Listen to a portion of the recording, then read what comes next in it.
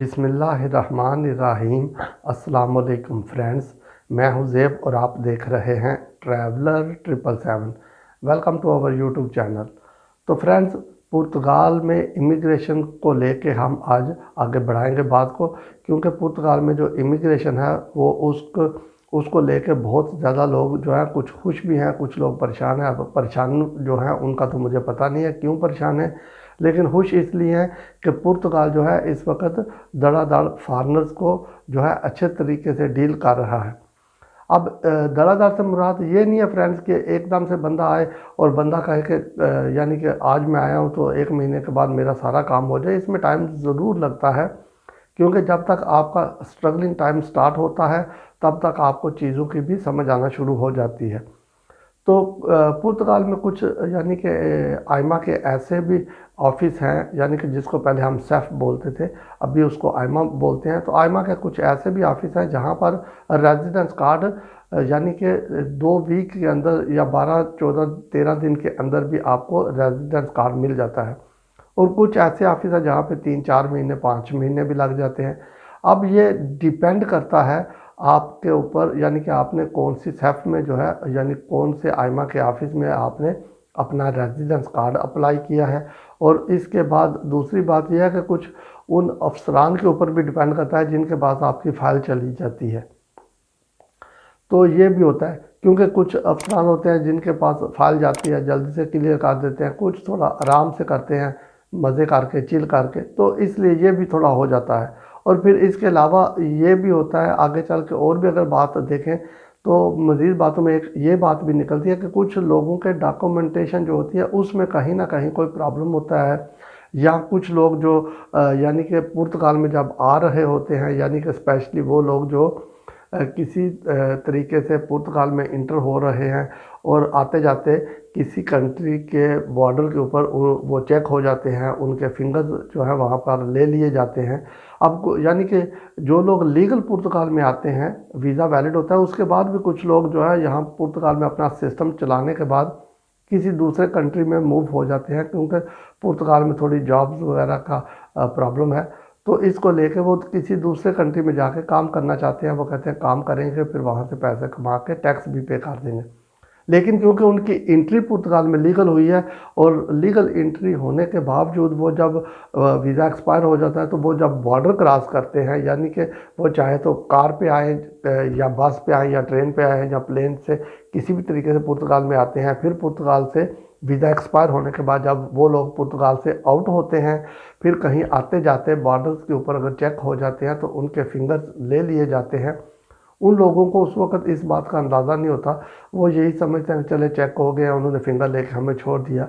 पर मेरे भाई, वो फिंगर जो आपके लेते हैं वो अभी पुर्तगाल जो है वेरीफाई करता है इन चीज़ों को, कि अगर आप यानी पुर्तगाल में आए हैं तो पुर्तगाल में ही रह रहे हैं या किसी और कंट्री में आप चले गए हैं। लेकिन अगर आप किसी और कंट्री में जा रहे हैं और जाते हुए या आते हुए अगर आपके फिंगर्स ले लिए गए हैं तो वो आपके लिए एक बहुत बड़ी प्रॉब्लम बन जाती है आगे चल के, जब आप रेजिडेंस कार्ड अप्लाई करते हैं। जी फ्रेंड्स, ये इसलिए मैं बार बार रेजिडेंस कार्ड के मतलब बात कर रहा हूँ, क्योंकि रेजिडेंस कार्ड ही आपका फ्यूचर है। उसी के बिहाफ पर आपने पुर्तगाल में सेटल डाउन होना है और कल को अपनी फैमिली को लेके आना है, अगर कुछ बिजनेस करना है या जो भी आगे चल के आपकी प्लानिंग है, उन चीज़ों को आप जहन में रखें। आप ये छोटी छोटी गलतियाँ होती हैं जो कि वक्ती तौर पर आपको महसूस नहीं होती, लेकिन आगे चलने के बाद कुछ टाइम के बाद वो गलतियाँ आपके सामने आ जाती हैं और फिर बंदा सोचता है कि मैंने ये गलती क्यों की। अगर आपके फॉर एग्जांपल फिंगर निकल आते हैं, बाद में आपको आइमा लेटर भेज दिया है, तो फिर आप क्या करते हैं कि आप जो है आइमा के ऑफिस में जाएंगे या फिर आपको लॉयर को हायर करेंगे, उसको भी एक्स्ट्रा पैसे देंगे। फिर आप कहीं अगर और काम कर रहे हैं तो वहाँ से काम छोड़ के आपको पुर्तगाल में आके बैठना पड़ेगा। जी फ्रेंड, जब आप पुर्तगाल में बैठेंगे तो वहाँ से काम छूट जाएगा, यहाँ पर आपने लॉयर को पैसे भी देने हैं। और अगर आप 2 साल या 2.5 साल का टाइम पीरियड शो कर रहा है कि आप पुर्तगाल में हैं, तो इस दौरान 2-2.5 साल में मेरे भाई और कुछ नहीं होता, तो बंदे को थोड़ी बहुत लैंग्वेज आ जाती है। मैं ये नहीं कहता कि बंदे बड़े फ्लुएंट हो जाते हैं, हाँ कुछ होते हैं एक्स्ट्रा माइल जिनके माइंड चलते हैं, वो अच्छी खासी लैंग्वेज सीख जाते हैं। वरना जो डॉक्यूमेंट शो कर रहे होते हैं वो ये कर रहे होते हैं कि आप 2-2.5 साल से या 3 साल से पुर्तगाल में रह रहे हैं, तो इस दौरान बंदे को थोड़ी लैंग्वेज आ जाती है। लेकिन क्योंकि अब इन लोगों को पता नहीं होता कि हमारे लोग पुर्तगाल में नहीं हैं, तो उसकी वजह से लैंग्वेज भी नहीं आती, तो फिर ये भी लोग जो है जो छोटी छोटी बातों को समझ जाते हैं। अभी इनको काफ़ी ज़्यादा समझ आ गई है कि लोग क्या कर रहे हैं। तो इन चीज़ों को लेके, फिंगर्स को लेके जो है, उनकी वजह से भी आपका जो आईमा में रेजिडेंस कार्ड अप्लाई हुआ है वो भी लेट हो सकता है। उसके अलावा कोई ना कोई डॉक्यूमेंटेशन में कमी रह जाती है, सही तरीके से नहीं होती। किसी बंदे ने अगर पार्ट टाइम का कॉन्ट्रैक्ट लगाया हुआ है तो उनकी वजह से भी लेट हो जाता है, क्योंकि पहला रेजिडेंस कार्ड लेने के लिए फ्रेंड्स आपके पास फुल टाइम कॉन्ट्रैक्ट होना चाहिए।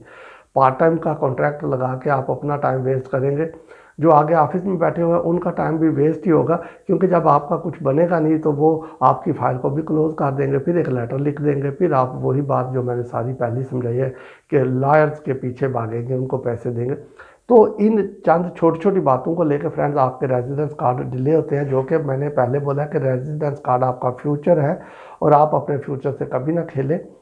ठीक है, पुर्तगाल में आए, थोड़ा रहें, स्ट्रगल करें, काम तो मिल ही जाएगा। ये तो बात नहीं है कि आपको काम ही नहीं मिलेगा, काम मिलेगा मेरे भाई। अगर आप रहेंगे, आप कम्युनिटी के साथ जो है जॉइंट हो जाएंगे, आपके जो फ्रेंड सर्कल बनेंगे पुर्तगाल में, वही एक दूसरे की हेल्प करेंगे। स्पेशली वो लोग जो पुर्तगाल में ऑलरेडी रह रहे हैं। अगर आप किसी के घर में जाके रहते हैं तो फिर उनको भी पता होता है कि एक बंदा हमारे साथ रह रहा है यार, उसके पास काम नहीं है, तो वो भी कोशिश करते हैं कि कहीं ना कहीं आपको काम पे लगवा दे।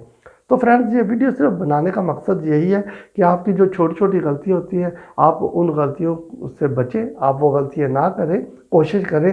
एकदम से आप स्टार्टिंग में बड़े पैसों की तरफ ना जाएं। जब टाइम आएगा सही, जब आपको रेजिडेंस कार्ड मिलेगा, टाइम पूरा होगा, उसके बाद पासपोर्ट लें और जहां आपका दिल चाहता है आप जाएं, आप मज़े करें, आप अपनी लाइफ को एंजॉय करें। तो आप सही तरीके से, यानी कि जो काम है वही करें। आगे आपकी अपनी मर्जी है, मेरा फ़र्ज़ बनता था आपको बताना। तो फ्रेंड्स, अगर वीडियो अच्छी लगे तो चैनल को सब्सक्राइब कीजिएगा। स्टे ट्यून, फिर मिलेंगे किसी नई वीडियो में किसी नई अपडेट के साथ। तब तक टेक केयर, अल्लाह हाफिज़।